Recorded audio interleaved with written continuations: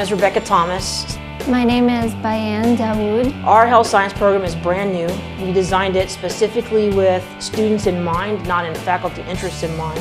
What really stood out to me when it came to meeting the instructors was how nice they were and how open they were. We really get to know them at a personal level, and they're very supportive. I absolutely love watching my students succeed. I can't imagine doing anything else.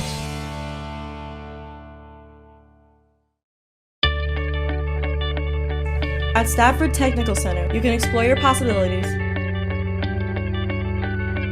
have hands-on learning, pursue your passion, and start your career. Want to see what they're laughing at? Visit staffordonline.org, and while you're there, you might as well check out our application page.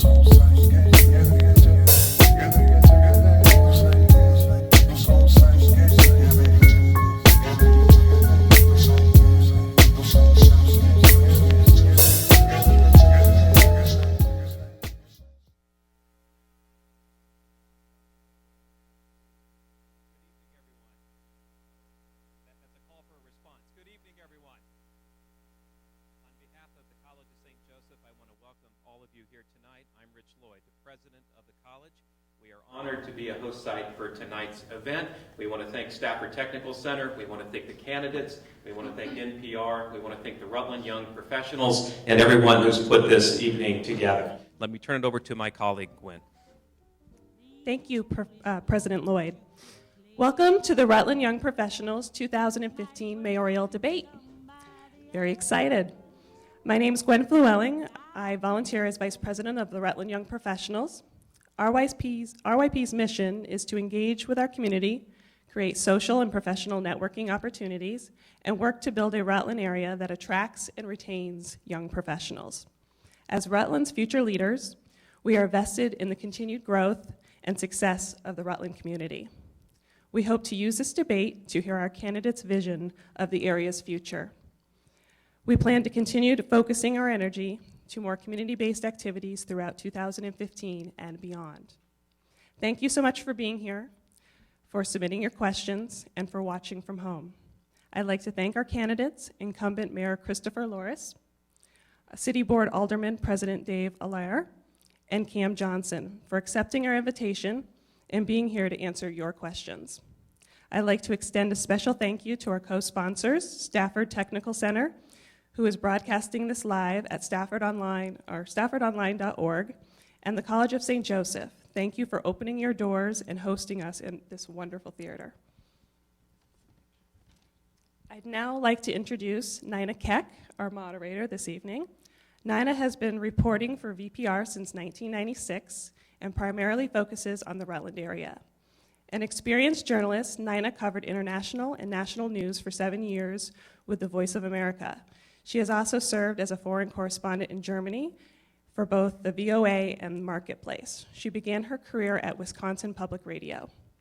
Nina has been honored with 2 national Edward R. Murrow Awards. In 2006, she won for her investigative reporting on VPR, and in 2009, she won for her use of sound. Thank you for being here, Nina, and moderating this debate. My pleasure. Well, good evening. Before we begin, I'd like to go over some of the ground rules with the candidates and with the audience. I'll try again. The questions I'll be asking come from a variety of sources, and they have not been shared with the candidates before now. Most of the questions have been gathered by the Rutland Young Professionals, and we'll lead off the debate with those questions. You'll each have a chance to answer those. Each candidate will also have the opportunity to pose a question to one of his opponents. And finally, we'll take questions from the audience, and you've probably noticed folks handing out note cards, pencils. If you have a question, we've already gotten some of them up here, write them down, hand them to one of the volunteers, and we'll try to get to as many of those questions tonight as time permits. We do want to cover a lot of ground tonight, so candidates, we ask that you limit your answers to 90 seconds. Betsy Ide, who's sitting next to me, will be on the clock when she hands up a yellow card. That lets you know you have 15 seconds left, gentlemen, so wrap up your sentence, because when the red card goes up, your time is up. You'll also be allowed 30 seconds for rebuttals. Just raise your hands as those are needed, but try to keep those on target. I'll limit them if it gets to be too cumbersome or we're not getting to enough issues. Each candidate will have 90 seconds for an opening statement and 90 seconds for a closing statement. The candidates drew numbers earlier to determine who would go first, and David Allaire, you drew the low number this evening, so you have the honor of leading things off with your opening statement. Okay, well, thank you very much, and I want to say good evening to everyone. Thank you all for coming. A lot of thank yous have been mentioned before. I want to make sure that I include thanking the young professionals, Rutland young professionals, for putting on this debate. I think it's an important time for the people of the city of Rutland to hear the candidates and their views on the future of the city. I'm a candidate for mayor because I truly believe that Rutland's best days are ahead. I also believe I am the candidate with the experience, the temperament, the desire, and most importantly, the vision for what we need here in Rutland today and for years to come. City taxes are way too high. City spending has gone unchecked for the last several years. I have a vision for building up our grand list, for placing economic development at the top of our priorities. My vision includes a 4-point plan for economic development. It's based on collaboration, trust, and working together as a community in a region toward a common goal. My number one priority when elected will be to work nonstop on issues of spending, jobs, growth, and looking to the future. I look forward to tonight's debate. Thank you. All right, Cam Johnston. Oh, great. I would make the observation that I'm not running for treasurer. That was supposed to be funny. You'll see my name on the ballot a lot. And one of the reasons that you will see my name there is because there seems to be some, thank you, there seems to be some apathy in the general public that they think politicians are horrible. And even when I was running for the first time last year, the minute I would mention I was running for alderman, they either thought I worked for Alderman, the car dealership, or that I was a crook. So it was very difficult and disheartening when you start this process to think about how can you be a public servant. And, well, I guess I should start with the basics. My name is Cam Johnston. I'm a native Vermonter.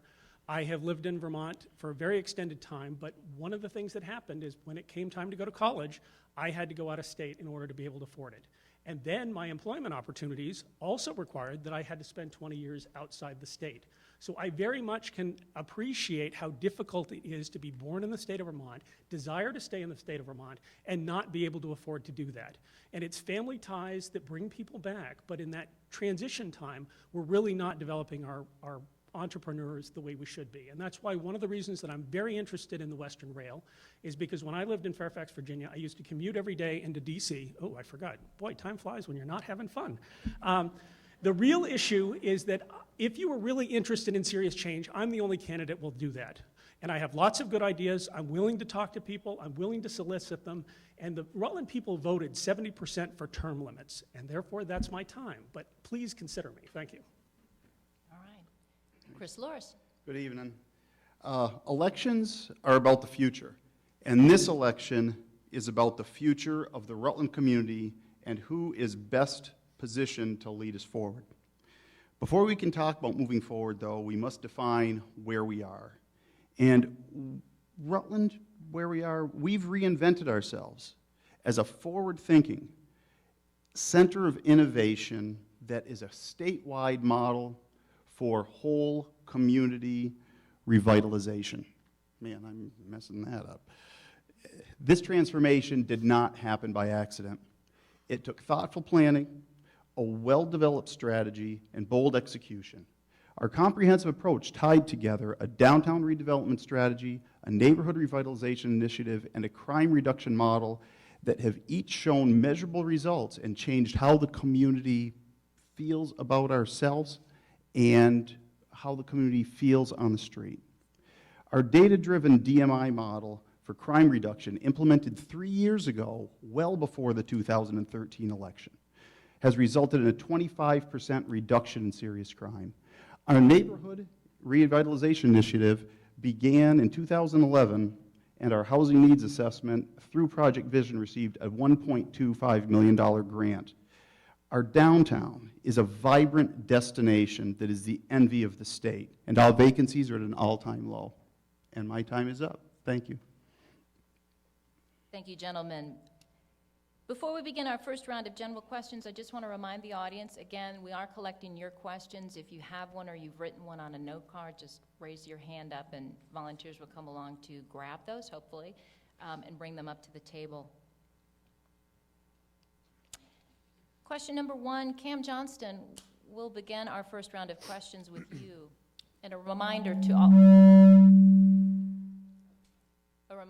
of you that we'll limit the questions to 90 seconds. What does a healthy, livable community look like? Is that Rutland now, and how will you as mayor support that end goal?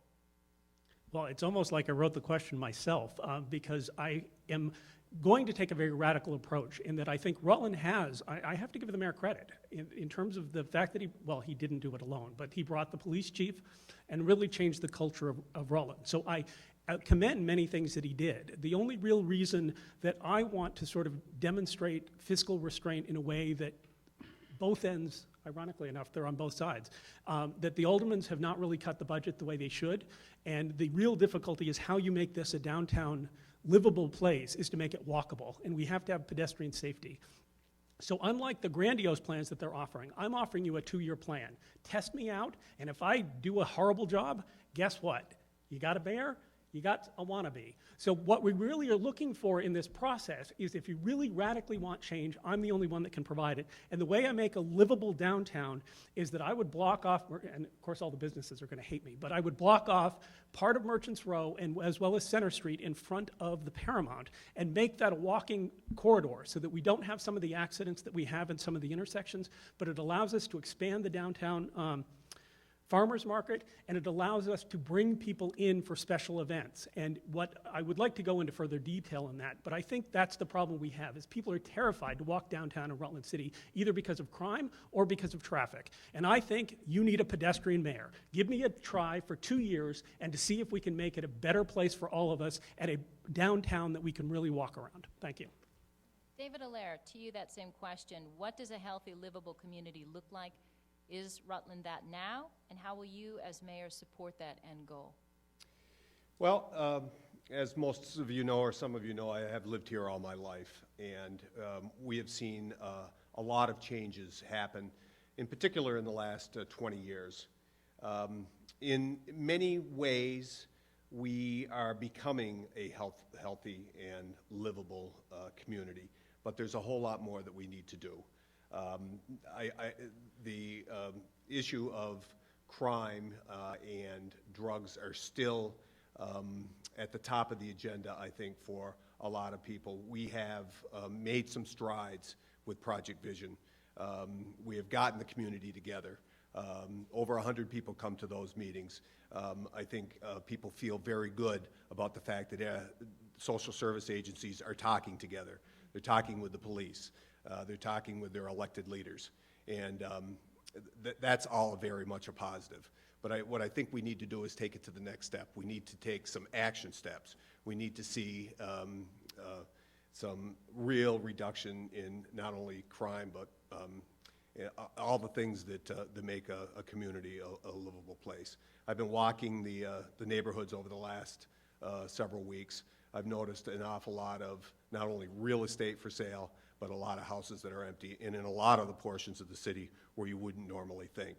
And that's very concerning. So we have to address those issues. We have to lower our property taxes and make this community a place where people want to stay. Chris Laura, same question to you. What does a healthy, livable community look like? Is that Rutland now, and how will you as mayor support that end goal? Well, a healthy, livable community starts, frankly, on our kitchen tables. And I'm not pandering to my friends from Radical Roots Farm on this one, but that's the reality, is in order to be healthy, we need to eat healthy. And eating healthy in this community equals economic development. We've seen that through the farmers market downtown, through the Winters Farmers Market. We're the first community to have a 12-month farmers market in the state. And we need to continue to embrace our local foods movement in order to spur economic development for those entrepreneurs who are farmers and to have a more healthy lifestyle.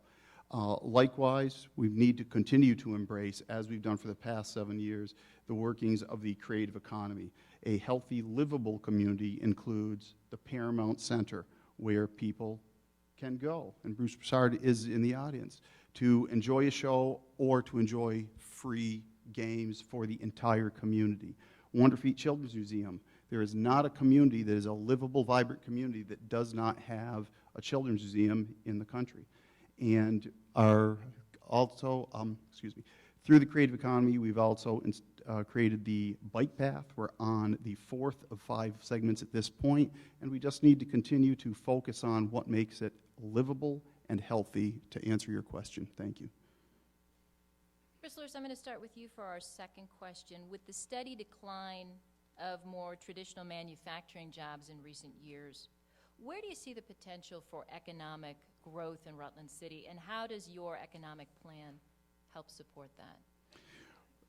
It needs to be twofold. We need to continue to embrace our traditional economic development model through manufacturing and support specifically of General Electric, make sure that they have the tools they need at General Electric to maintain their presence in Rutland. That comes through workforce development. We've got great partners in the state, great partners in the community, through Community College of Vermont, through Stafford Tech, through Vermont Technical College, to make sure we have a great workforce for GE. That's their traditional side. The non-traditional side, again, is rooted in the creative economy efforts of jobs growth through entrepreneurship, small family-owned businesses, whether they're farmers and embracing the agricultural sector, or especially through energy innovation and resilience and environmental technology, which is going to be the future of the state of Vermont.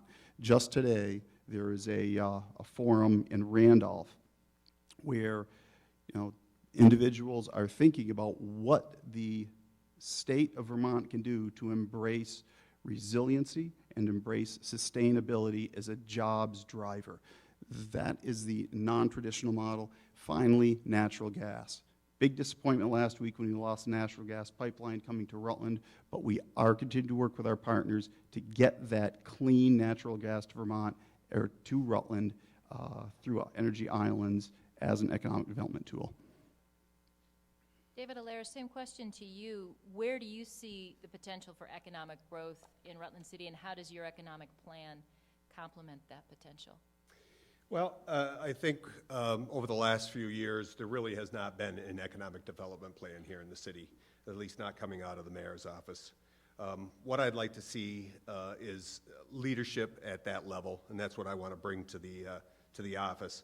I think we need to, and this term is used quite a bit, think outside the box. And thinking outside the box involves collaboration. And it's collaboration with not only our economic development groups that we have here, both locally here in the city and regionally, RRA, Reddick, and the Chamber, but also with other communities, because I think we need to start thinking regionally. We have been kind of trying to go it alone here in the city over the last few years. And although we've had some small successes, and we are very proud of our downtown, that isn't what's going to actually move us to the next level. There is I have a 4-point plan, which I would like to talk about when I have a little bit more time, but it involves getting people together both at the mayoral level and regionally, and I think that that's the kind of thinking that we need to bring to the mayor's office. A rebuttal, 30 seconds. Yeah, I'll use my rebuttal time to ask everybody to turn off the cell phones, because I'm telling you, I just heard it and it threw Dave off, and that's happened to me in the past. So if everyone can make sure their cell phones are off so we don't get whistles and beeps and that type of thing, that's my rebuttal. Thank you. It's an excellent point. If you haven't turned off your cell phone yet, take a minute to do that. Cam Johnston, let me give you the same question, and I'll repeat it for you. Where do you see potential for economic growth in Rutland City, and how does your economic plan help support that. Okay, ironically enough, I would have thought that one was written by the mayor, because with his new solar project where we're trying to take that $100,000 and leverage it, I'm very much in support of public-private partnership. But we actually have a pretty good reputation that we've gotten Aldi's, we've gotten Hobby Lobby, we've gotten other companies that are moving in without incentives. And I think the best way that you can get economic growth is to make sure we work as a partner with Rutland Town. I strongly favor BJ's. I think it's commercial development, and the fact that they're getting stuck in Act 250 is just appalling, in my opinion. I can understand where, if potentially it's brand new development, that there wasn't anything else there, that it might be something worthy of discussion.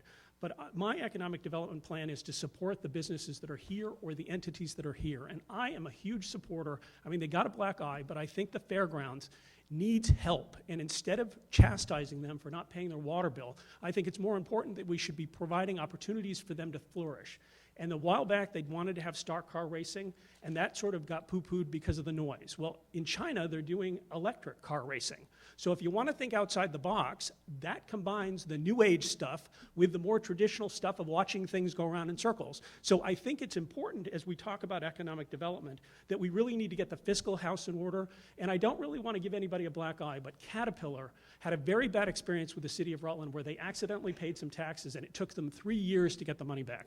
And I think that we need to be known as being business friendly and not simply be that we're going to give out a little help to some folks. And thank you for not beeping me. I have additional ideas too. Thanks. David Allaire, you mentioned just before in your opening statement that you'd been hearing a lot that taxes in Rutland are too high. Many in the city, especially those on fixed incomes, complain that the cost of living is too high. How would you, as a mayor, find more creative ways to fund the city's operations to lessen the tax burden while still maintaining the quality of services that are expected? Well, that's a very good question. And I think what you need is a mayor who is going to bring people together and come up with creative ways to try to figure out exactly how to move forward. Building up our grand list is certainly a key to taking the property tax burden off our residences, building up the commercial tax base. Mr. Johnson brought up the fairgrounds. Well, I think that that's a perfect opportunity for a person that's in the mayor's office to approach the Rutland County Agricultural Society and have a heart-to-heart talk about the fairgrounds, about the piece of property that is really the last large undeveloped plot here in the city of Rutland. And if some kind of an arrangement could be made where it would benefit both the fairgrounds and the city of Rutland and the region for that matter, it would be a win for everybody and take some of the burden off the property taxpayers. Cam Johnston, same question to you. How would you as mayor find more creative ways to fund city services and lessen the tax burden? Yeah, I'm kind of philosophically opposed to taxes, but in reality, the more they talk about the 1% options tax, as long as part of the problem is the minute you open up new money and you don't dedicate it, you run into a problem of where you don't control it and the budget keep going up. So one of the things that I've advocated as a taxpayer advocate, and maybe you should call it a manager or you should call it something else, but it should be independent, because the difficulty we have in the city is that we have so many different elected officials, you don't necessarily get an answer from one person, you get a different answer from somebody else. So what I think the taxpayer advocate would do would be to make sure that they would vet every expenditure. One of the things that I would do, whether I'm on the Board of Aldermen or whether I'm the mayor, well, I guess if I'm the mayor, I'd create my own budget. But if I end up on the Board of Aldermen, I would create a competing budget so that we would be able to go line by line or department by department and say, this is what I think the priorities are. The swimming pool has a lot of popular support, but when you consider we were spending $1,000 a day or $1,100 a day for a 60-day time frame, I would be much more interested in building up our winter sports for the Giotti Center for Raha hockey. As a kid, I played Raha hockey for 2 years. So yeah, maybe I'm a little biased that I like cold versus hot. But I think in this process is that although I think it's very difficult to generate new money and to keep that, I think it's I thought it was over. I think it's more important that we actually have that dialogue and make people pick instead of saying, I want everything, because people vote for paving every year, and I would actually suggest this year maybe we shouldn't have the paving budget because of the cost of salt that we had. Now it is time. Okay, thank you. Chris Lewis, how would you as mayor find more creative ways to fund the city's operations and lessen the tax burden? Well, it's done in a twofold approach. One is to continue to find savings within the budget and to continue to lower the cost of government. Through reorganization, which we've done in the Public Works Department, we significantly reduced by $200,000 a year the budget and maintained the services that the taxpayers deserve. Likewise, since 2007, we identified one of the greatest expenses for the city is healthcare. And real numbers, verifiable numbers, if we had stayed on the same healthcare plan in 2007 under the same work conditions, we would have paid, as taxpayers, $4 million more than we've paid over the last 7 years. That was done through pretty intense union negotiations to ensure that unions and city employees started paying a significant portion for their own health care and also moved to a high deductible plan. That's the cost reduction side. On the grand list improvement side, we need to maximize the use of the finite land we have in the city, which is why I've been extremely supportive of the solar development projects on properties that are otherwise unusable. We were able to maximize the property taxes associated with those properties, and we need to continue on that road. We also need to develop more business incentives to encourage jobs growth in the city. We've done that in a number of ways the past several years, and there are ways we will continue to do that in the future. Cam Johnston, I'm going to ask, oh, go ahead, rebuttal. Very quickly, just on the solar side of things, although the city is being dubbed the solar capital of, I think, the United States, or maybe the world, I think that there's a finite area where we can continue to develop the solar. What I really have a concern about as we continue on that road is the fact that we have little or no control over where these solar fields are located. Pretty much it's a state function. Our local development review board really doesn't have a lot of say in that. Thank you. No rebuttals on that point, right? I'm just going to allow one in that so we can move to the next question. And Cam Johnston, we'll start with you on this one. Communication between city government and its residents can often be challenging. As mayor, how would you maintain an open dialogue with city residents to ensure that their concerns are heard and that the city is responsive to residents' needs? Well, I am one, and actually for the past 3 years I've been attempting to influence government from the outside and have been shut out by someone that might be standing to my right on some occasions. But I think the real issue is that you have to, and it was even proposed that they actually have Board of Aldermen meetings in different parts of the city. And I would heavily do that I would actually encourage 300, I think we ought to have town meeting, which is actually a town meeting, and you actually discuss things. I mean, Brandon has these horrendous fights every single year, and I find it bizarre that it takes them 5 or 6 times to pass a budget, because you'd think you'd sit in a room and say, yeah, I agree to this number. And they're small, so I don't understand. I realize that wouldn't solve all our problems. But I participated in the Woodstock Avenue debates, and I actually changed my mind. If we'd had enough space, like we do on Route 7, the turning lane would have made absolute sense. And I realize that this is an issue between the two of them, but I'm sort of the middle here, and notice I'm generic. I have no status. But when we talk about this process, it's so important that people feel comfortable to talk to you. And I actually have gone door to door, and people are terrified about their taxes and the water bills, and they are literally on the verge of tears on occasion. And so I would encourage that I'm not on Facebook, I'm not in all this social media stuff. I'm the face-to-face person that says, if you have a complaint, you can yell at me. I have a reasonably thick skin. I'll raise my hand. I'll try to get recognized. But I think every member of the public that comes ought to be heard. And that's what I would do. And because I've been there, I would sympathize with you. Chris Lewis, how would you maintain an open dialogue or improve, say, the dialogue with city residents to ensure that their concerns are heard? Well, the best way is face-to-face. You know, we're walking on the street downtown, walking through Price Chopper or any number of businesses in the community. I think my wife will attest that it's hard for us to go someplace without me getting brought into a conversation. That's fine. That's what I signed up for, and that's the best outreach is the face-to-face outreach. Social media, it's got its challenges because of in many cases, the anonymity associated with it and the lack of face-to-face, and things sometimes get lost in short little bites on social media, so the dialogue on social media is more difficult. But really what it comes down to, frankly, is leadership and understanding, frankly, innately, what the community needs and addressing those needs of the community. That's what leaders do. They don't take a pulse. They don't stick their finger in the wind to see which way the popular voices go, but you remain mindful. They do work for the people, but work for 15,000, 495 folks in the city. And we need to, as public policy makers, ensure that we hear all those people and don't just respond to those few squeaky wheels. David Allaire, if you were elected mayor, how would you improve the dialogue or open new dialogues with city residents to ensure that their concerns are heard and that the city is perhaps more responsive? Well, over the last 17 years, and in particular over the last 9 years that I have been lucky enough to be board president, I have always encouraged the community to come in and speak. I know it can be very intimidating at Board of Aldermen meetings, but we have a wide variety of people who do come and speak to us. I will agree, the best way is face-to-face.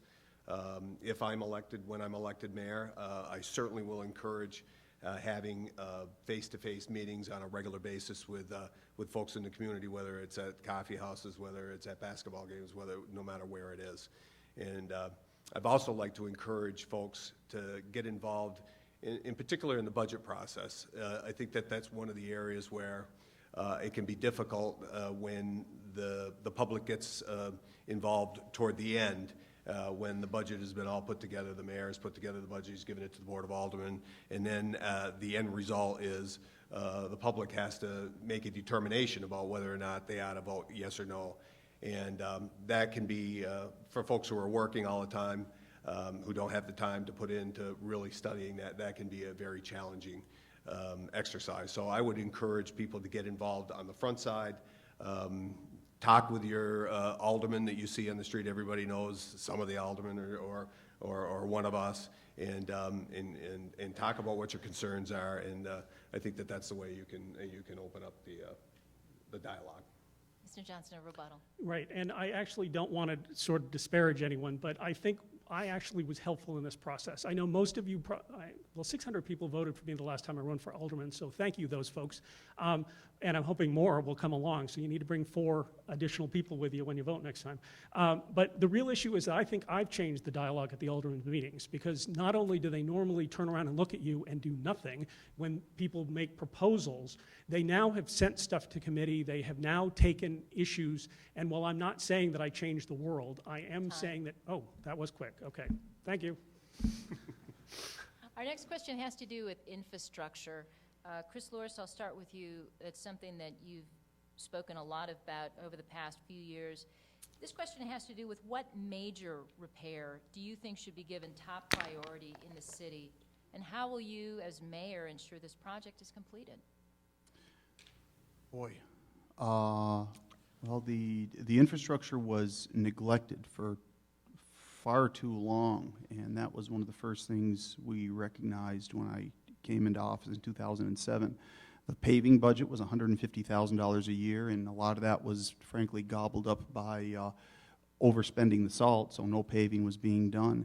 And I instituted first through a ballot question. It was the biggest spread I've ever seen in a ballot issue, with an extra $350,000 for $500,000 worth of paving done each year. We need to maintain that. Probably the most critical thing, though, is what I brought to the board back in 2008, and then brought back to the board again after inaction in 2012, which is our water infrastructure. Half of our water pipes are still pre-1900.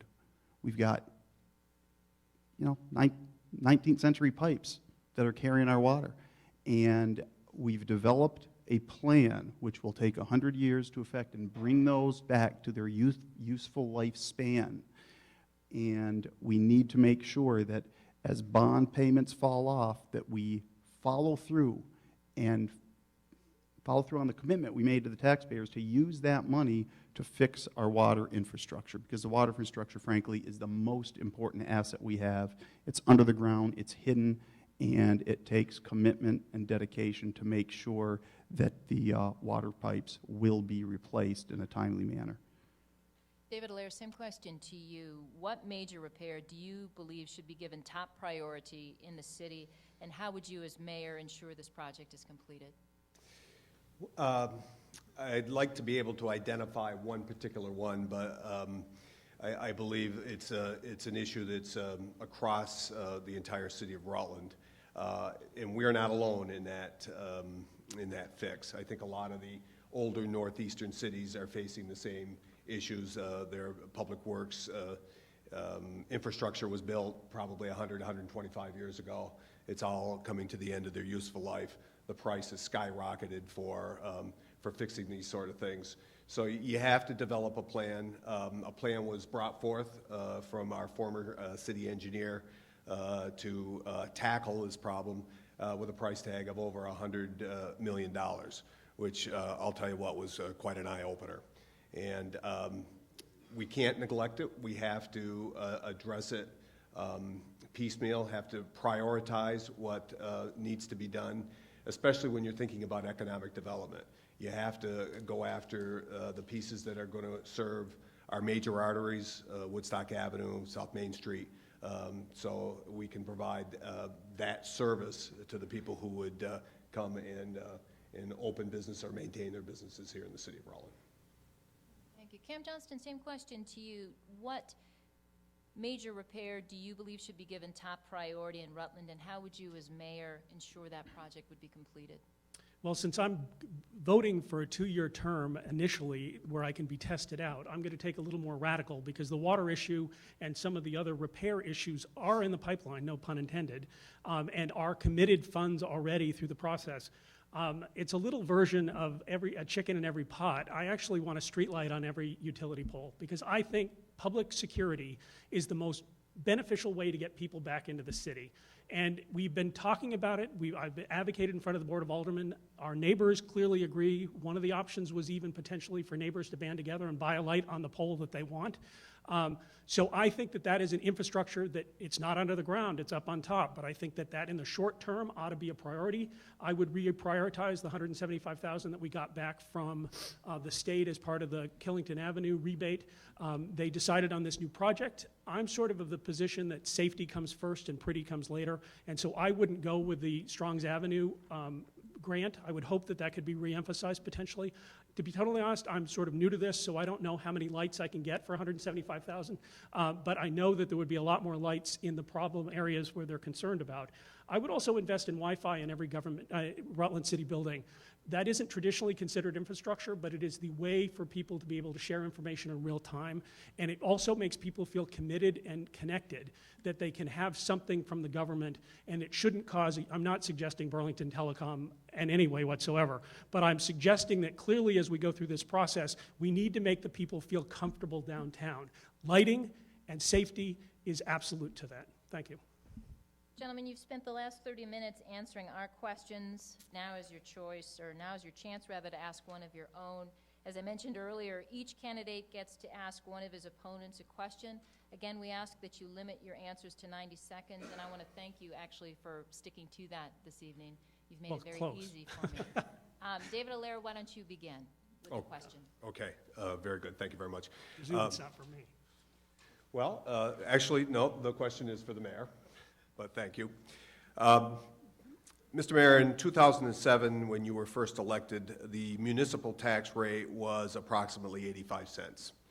After 8 years, and of 8 years of your budgets, and these are the mayor's budgets, they've increased the municipal tax rate to a level that's almost doubled. Could you please explain to the voters and the taxpayers of the city of Rutland your justification for these spiraling tax rates and spending, and exactly what we got for our money? Well, the 85 cents when we were at the tax limit in 2007 was just for general government purposes. And what you quoted as being doubled is the entire budget, which includes not just general government's purposes, but county tax, streets, bonds and interest, pension, library, equipment replacement fund for PD, fire equipment fund, DPW equipment fund, social agencies. So that 85 cents did not double to $1.70. It went up about 1.75 to 2% per year on average for the last 8 years. Those numbers are reflected in the annual reports of the city of Rutland. To that point, though, there were some cost increases to the city, specifically at $500,000 was for critically needed infrastructure improvements, for streets, for sidewalks, and for our bridges. That was $500,000 alone that wasn't there before, and I really believe the taxpayers wanted those improvements. Also, another $500,000 a year was for pension obligations and new bonds and interest. And so consequently, when we have the budget overall went up from $17 million to $19 million over the course of 8 years, yeah, it's an increase, but it certainly isn't doubled. I realize this is an odd, but I'd like to use rebuttal time. 30 seconds. Okay. I'm defending the mayor in this instance because we had huge deficits. And the difficulty is that neither ends of the street actually solved the problem on deficits. And so we are having these year-to-year debates over budgets. We need to have some discipline, and it's the voters. I hate to tell it because I'm probably not going to get elected because I'm going to blame you for the problem. But the minute we went to the citywide voter, that is what got rid of the 0.85 limit. And so that's why we need to go back to budget by budget and require, because I'll admit when I go to vote, it frequently is I'm voting no because I think the number's too high. But if I had some ability to, if I had the ability to have input, I would tell you where to cut. Thanks. We'll give you another opportunity to ask one of your opponents a question. Oh, it's my turn? It's your turn. Great. Rose Kennedy, and this is for President Allaire. Rose Kennedy, who I'm trying to emulate, who was an outsider that came in and got elected on a first-time try, she replaced 4 heads in her department. And what I'm looking for is that because the way the city, as I understand it, how long is my question opportunity? Okay. Is the way I understand it, the department heads provide the budget, and then what happens is that the mayor collects it and then gives it to you guys and potentially might tweak it a little. But since all those people, I probably won't have the luxury of them sticking around if I get elected, but how many of those individuals would you let go and replace to have your people in there to demonstrate change? Because if you have all the same players and it's just the different head, how would that be any different than keeping the mayor? Well, I could answer it this way. When I'm elected, I'm going to sit down with all of the department heads and have a discussion about whether or not it would be suitable for them to stay and see if they would buy into my vision for what the city of Rutland should be. I think it would be a case-by-case basis. Certainly not prepared to name names at this point. But you can bet that there would be some new faces coming into city government when I'm elected mayor. Chris Lewis, your opportunity to ask a question. Sure, thank you. And this is for Board President David Allaire. Oh, sorry. Switch glasses. No, you can stay there. I'm going to be looking down anyway. In his farewell message, Chief James Baker wrote that, quote, "Not everyone in the political structure embraces the data-driven, mapping, harm-focused drug marketplace intervention initiative." And over the past several years, he sent out emails updating officials about the strategy's successes. The question is, do you agree with the DMI initiative as implemented by and articulated by former Chief James Baker? Well, I think that we have gone so far down the road, invested so much capital in this model that it would not be prudent to turn around this strategy, which has been developed by the professionals. I by no means am a professional in law enforcement. I know what I see on the street. I talk with members of the police department and other departments on a regular basis. And as a matter of fact, just today I read an article in the local paper which reflected some comments that were made by one of our captains, I believe, in the state police down in Springfield, who mentioned that very model, data-driven exercises. And he, frankly, was not a believer. He thinks that there is other ways to do it. So, no, I would not dismantle it. I think that there's been an awful lot of good work that's been put into it by some very hardworking people. But we would take another look and see if we could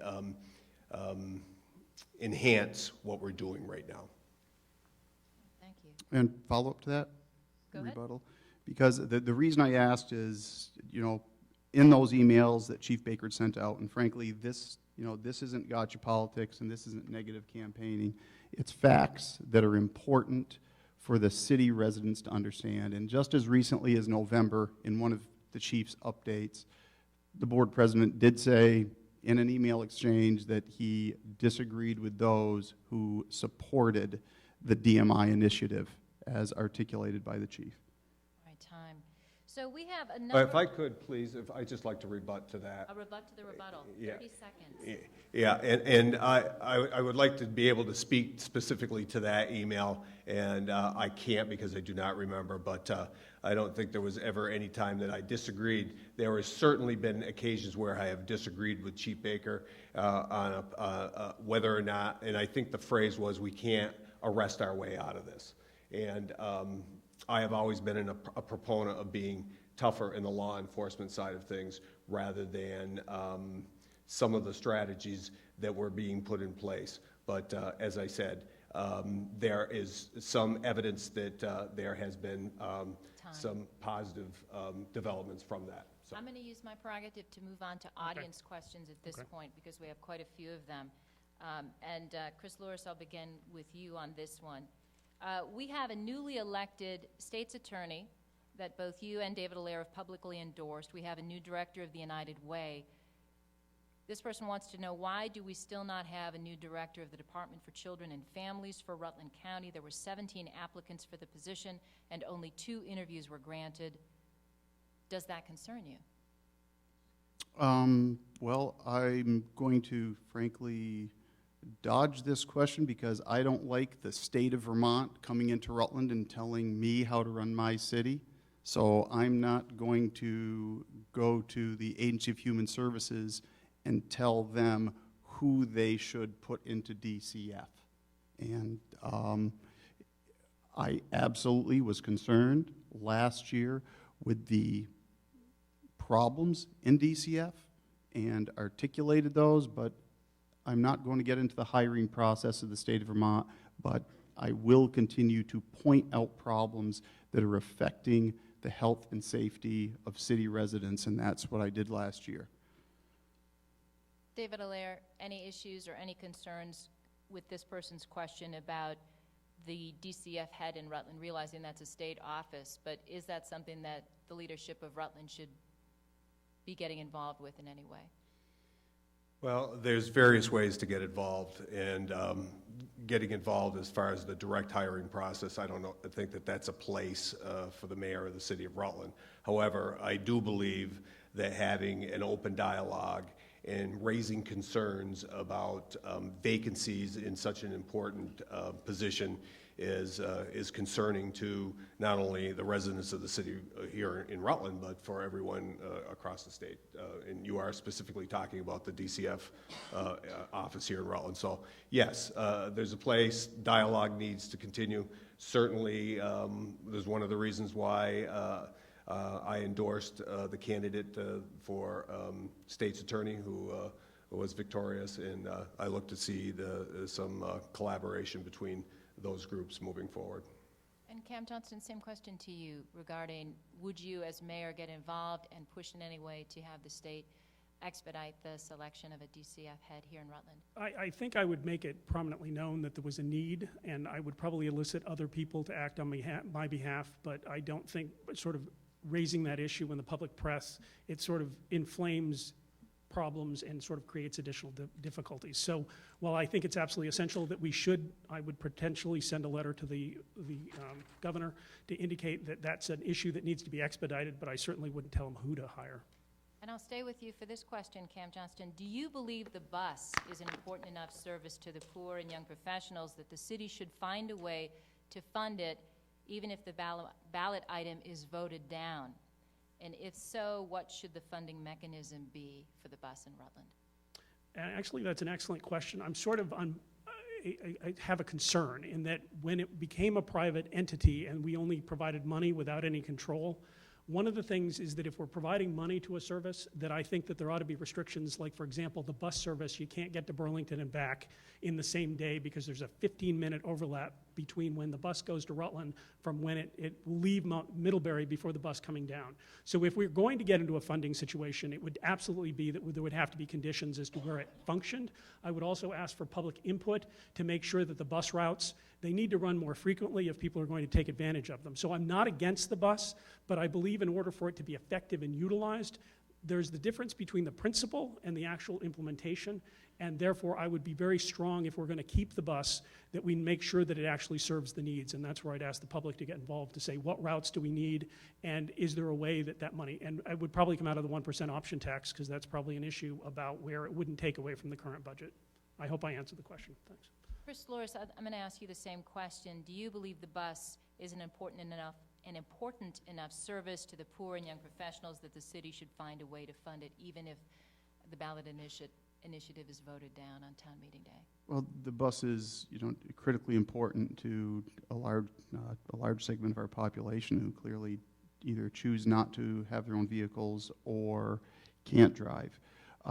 But this same issue was raised in 1995 when I first got elected to the Board of Aldermen, and the city used money from the parking meter fund to fund $46,000 in 1995 for the bus. And frankly, when I was on that board at that time, I voted against it. I didn't think it was a proper use of city funds to use the parking meter fund for bus service.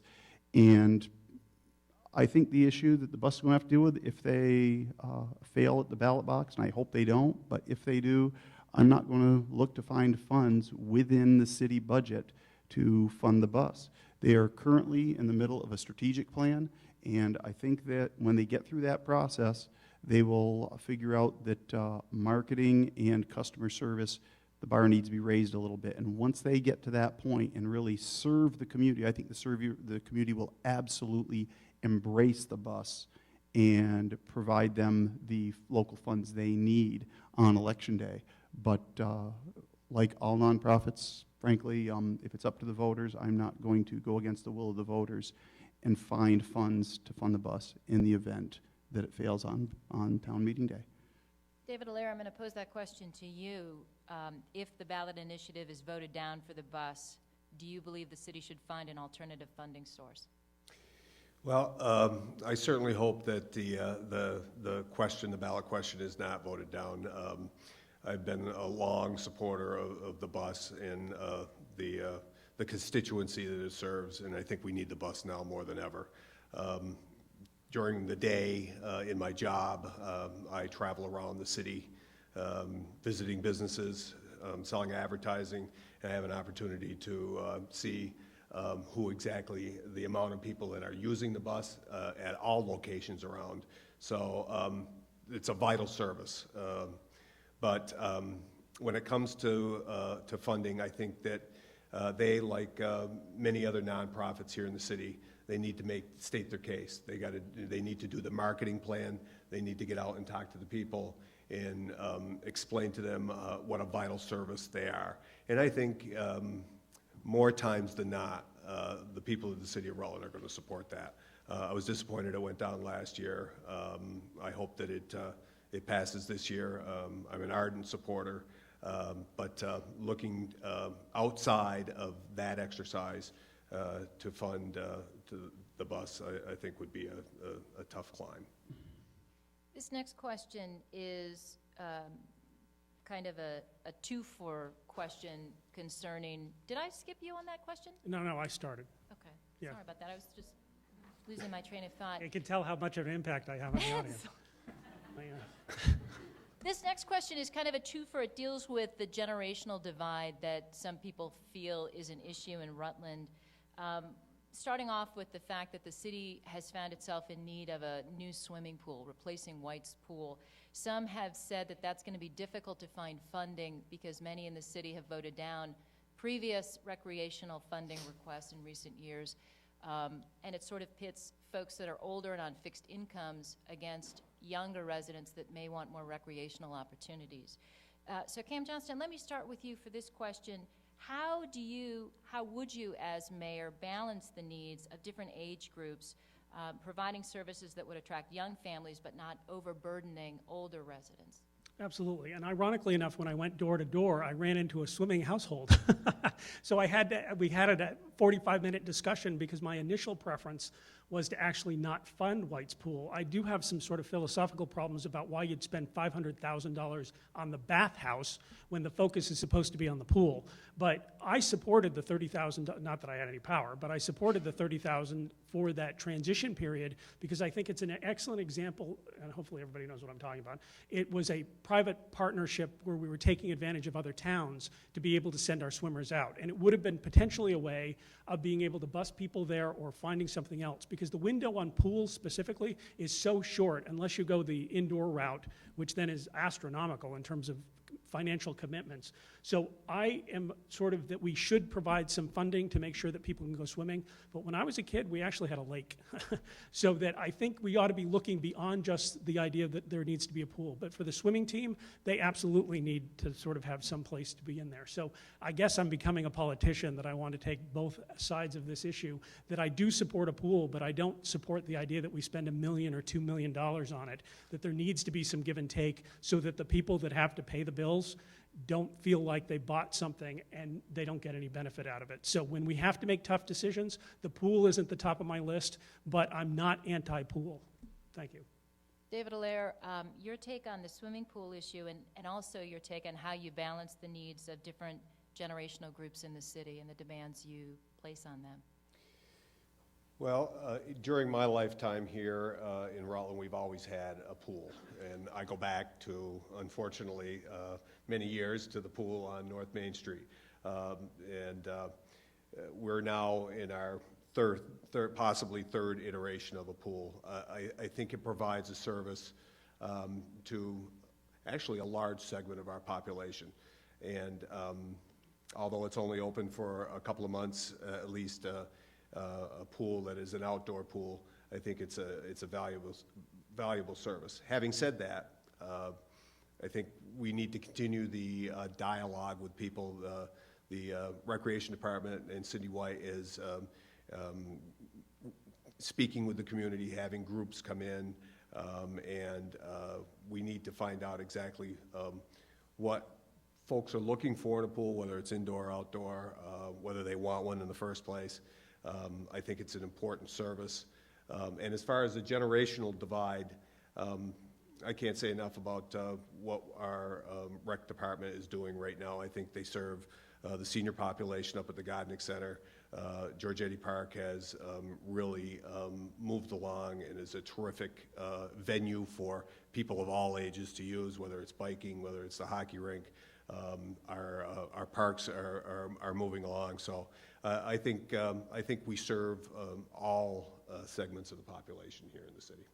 Thank you. Chris Laura, same question to you. Would you support an indoor or an outdoor swimming pool concerning replacing White's pool? And when these types of projects come up, in the past, recreational funding requests have been voted down, often with people who are older and on fixed income saying we simply can't afford that in the city.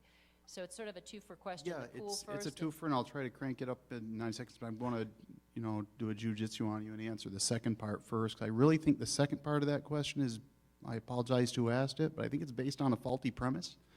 I'm not sure there's a generational divide where older individuals are not willing to invest in recreational opportunities because, frankly, the older generation want their children to stay in Rutland. They want their grandchildren to be able to stay in Rutland. I'm not sure that generational divide between funding projects is there. There may be a generation divide for other things, but I really don't believe that's there, so I apologize. I believe it's a faulty premise that that generational divide's not there. As far as the pool is concerned, really need to continue to drill into the numbers. Right now, I'm leaning towards outdoor versus indoor, but the recreation director has been chasing me down to have a very frank conversation about business plans, and I've been dodging her. So, but right now, if I were forced to answer the question, it would be outdoor pool, because the operational expenses associated with indoor pool, I'm not sure we can break that nut. All right. So I'm going to stay with you, Chris Luris, for this next question. The person in the audience wants to know, how will you as mayor deal with $14 million as the unfunded portion of the Rutland City Pension Fund? So basically, this question has to do with the unfunded pension fund. It's a great question. Over the past 8 years, the city portion of the pension payments on an annual basis increased from $555,000 to $834,000 and is now tied to the union contracts. Also, the union members and the non-union members have been increasing their share to the pension, and we are at a normal funding level. Though there is the underfunding for full funding, we are at the normal funding level, so the gap is slowly shrinking, and eventually it will get to full funded. The bleeding has stopped for the Rutland City pension, and frankly, it was critically important that we make sure as a city, for a host of reasons, that we fulfill our obligation on the Rutland City pension.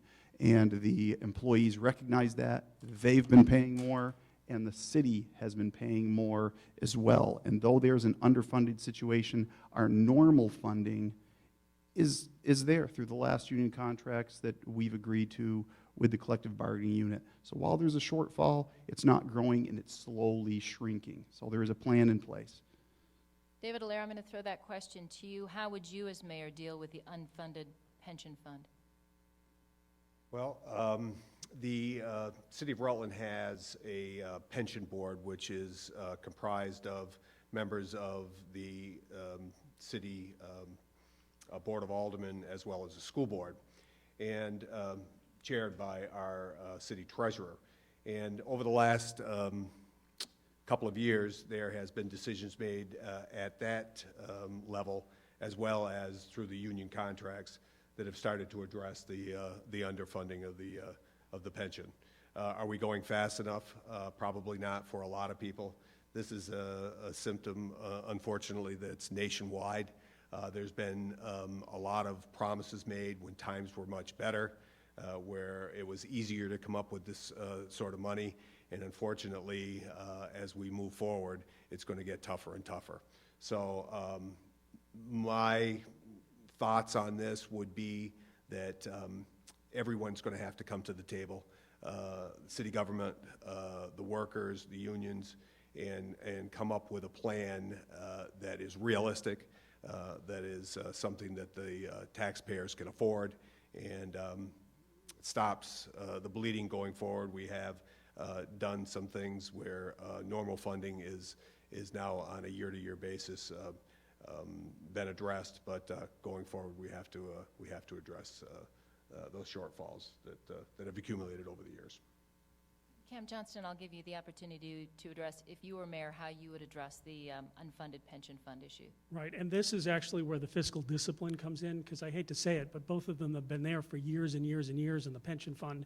And while I will give the mayor credit that he is being more direct than some previous mayors have been in terms of, well, actually, you've done a really good job with negotiating with the union. So, I don't know, I suppose that's an endorsement in the paper tomorrow. But the real issue with the pension funds is that we have a $6 million deficit as well that the city has. And when we're in this situation, in order to actually talk about these things, that if I'm on alderman instead of mayor, I would still press the issue that we need to make these things transparent. Because I wasn't aware of the fact that we had some leftover issues from 2006 that resulted in that huge deficit that we haven't paid off. So while we all say that we want to provide services, at some point we're going to run out of money.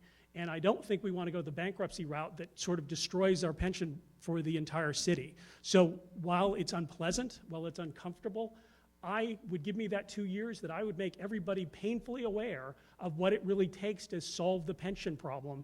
and therefore I'd probably be voted out. But the real issue that we're dealing with here is that we can't simply not pay attention to things and expect things to get better. And that's why I'm appealing. If you haven't registered to vote, that I would ask you to do it. February 25th is the last time to go into City Hall and do that, because there's, out of 10,000 voters, we sometimes get up to 4,000. So the only hope that I actually have to get elected is the people that don't know these guys and haven't voted for them before. So at the point that you've already decided that I would ask you to get those people out. Let Thank him you. keep going. I think we have time for one more question. David Allaire, I'll start with you. What do you see as the best way to allocate the Zamias funds, and what is your plan when those funds run out? How do you fill that void? Well, filling that void, I think, is going to be a tough one. We've been fortunate to be able to have that fund over the last few years. It's been put to a variety of different uses, from the Paramount Theater to lighting downtown, to a lot of different issues. I think the time is coming very quickly where the Board of Aldermen, along with the Mayor's office, is going to have to sit down and develop some sort of a plan and policy on how to use what is left of those funds, and hoping that the payments are going to continue. Of course, that's not a guarantee. Anybody can see what's happening up with the mall. So again, some sort of a plan, maybe a certain amount of money that gets spent each year, making sure people come in and have a well thought out proposal for the Board of Aldermen and who the decision makers are, and continue to use that money wisely. Pam Johnston, I'm going to ask you the same question. What do you see as the best way to allocate the Zamias funds, and what's your plan to fill the void when those funds run out? Well, one of the things is I would actually tag Alderman Kiernan. No, just kidding. That's sort of his pet issue, and unfortunately he won't be on the board anymore. But I think it ought to, instead of being a grant process, I think it ought to be competitive, first of all, that we announce that we are looking for the best and the brightest, and that you need to come and compete against other people once a year, so that it's a long-term process, as opposed to you get to convince 5 members of the board and therefore you get your money. I also think it ought to be a loan for part of it instead of the other, so that it can regenerate, and potentially I'd tap the $100,000 coming from the solar thing instead of investing in the other natural gas. Not that it's not a good idea, but in terms of we want to make sure that the Zamias fund actually sort of continues. So I would be very stingy with the Zamias funds, first of all, and then second of all, I would make sure that we find a way to replenish absent and have to rename the fund once it's no longer coming from the original source. But I think it's absolutely essential that the aldermen don't think of it as their play money, that they get to give it out without consulting the people. Not one person had a public meeting that I'm aware of, other than the 6 people that sit in the little room downstairs, had any input as to say, what do you think we could spend $75,000 on? Because I'd like to have lights in my neighborhood. You'd like to have lights in your neighborhood. And I would suspect $75,000 might buy a lot of lights. So if we're making competing decisions, I would think it would be appropriate that the public have input. And I would, if we could get this hall, I would ask people to come and give me the ideas as to how we can spend the money. Because I actually don't, oh, sorry, I got to stop. But please help. All right, and Chris Lewis. Just repeat the question for me. Absolutely. What do you see as the best way to allocate the Zamias funds, and what's your plan to fill the void once these funds run out? Well, the best way to allocate it, frankly, in my opinion, is the way it's been allocated for the last 15 years, and that's based on the worthiness of projects and what type of return on investment we'll see for those projects. Let's talk about the last 2 big ones. Paramount, $75,000 to bring in the high-def projector screen sound system. It is a destination for downtown, brings huge dollars into the city. And that was a great, great purchase that the city made. Likewise, Wonder Feet Museum. It's going to bring families from all over the community, or all over the region, to Rutland, and give people another reason to stay in Rutland. It's one of those things where when you know it, or you'll know it when you see it, when it's a worthy project. And I think the process that's in place right now is working just fine. I have full faith in the 11 members of the Board of Aldermen, whoever they are, whether they were there 10 years ago, 15 years ago, or the ones that are there today to do the right thing to make sure that that Zmai's fund is being properly used. And it's not an infinite fund. It's going to be spent down eventually. And if next week somebody comes up and says, hey, I'd like $500,000, and the Board of Aldermen, with the support of the mayor, say, that's a great use for the balance of the Zmai's fund, we should probably do it. There's no reason to hoard the money. All right. We'll end our question and answer session there, and we'll finish tonight's program with each candidate closing statement. Again, gentlemen, you have 90 seconds each. We'll flip around the order.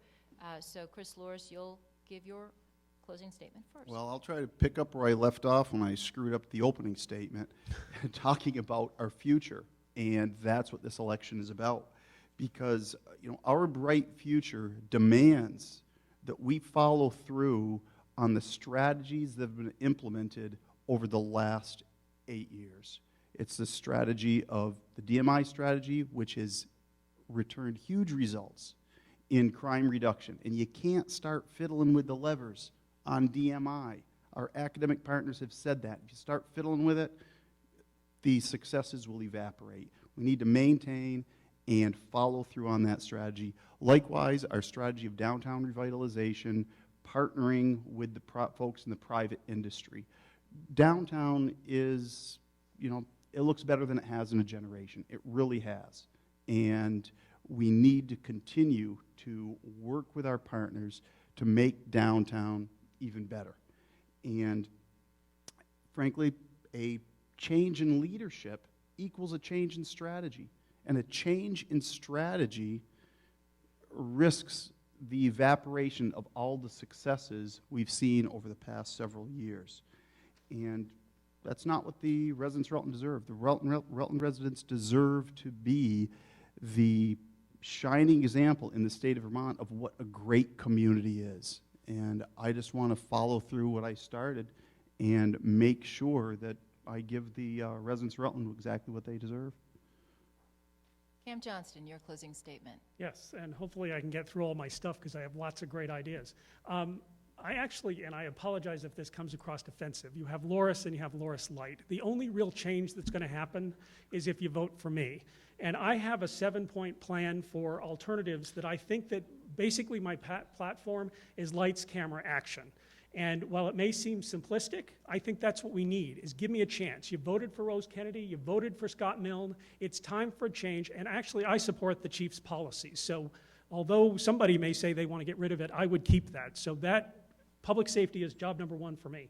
I also believe in transparency and decision making. That's why I bring my video camera everywhere, and I believe that people ought to know what's going on so that there shouldn't be secret deals. I'm not suggesting there's major corruption, although there have been major scandals in the past, and therefore it would makes people suspicious, if you were conspiracy theorists, that there would be a need for additional transparency. I also want searchable electronic records, that every department should be there so that you can find out what's going on in real time, rather than being in a situation of where you say, gee, we passed this parking policy, but the mayor had to correct them that there wasn't a parking policy because they didn't collect parking on Saturdays. So there's the issue about if you could easily check that in an alderman's meeting, it would happen. Again, I want to be the pedestrian mayor. I think pedestrian safety and regular safety is the #1 priority.